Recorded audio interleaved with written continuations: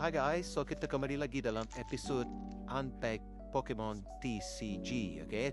So ini adalah episod yang ke-20. Dan kita ada pack yang baru, iaitu pack Scarlet dan Violet, Journey Together, okay?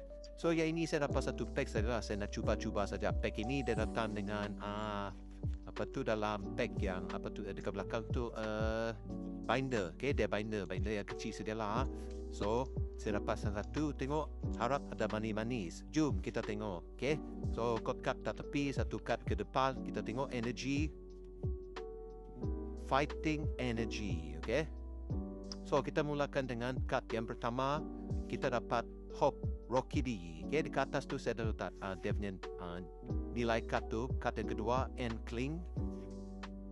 Lepas tu kita ada Nibo, Larvita, Hope Choice Band.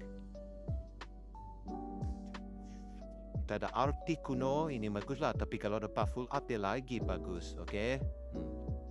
Next kita ada Postweek, okay, Reverse Holo Audino. Comel tak Audino ni. Next kita ada Reverse Holo End Dharma Nitan. Oh, yang ni cantik ni. Mengancam. Okay, dekat belakang dia hadir dengan Holo Ray.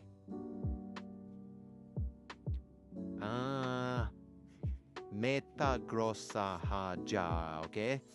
So tak berapa manis lah, tapi boleh lah. Ini adalah first pack daripada Journey Together, okay? So pack ini agak mahal lah. So kalau yang dapat tu baguslah. Saya nak cuba nasib saja dengan pack Journey Together ni, okay? So tengoklah episod akan datang ada tak pack Journey Together ataupun masih lagi Stella Crown. Itu saja. Thank you and bye bye.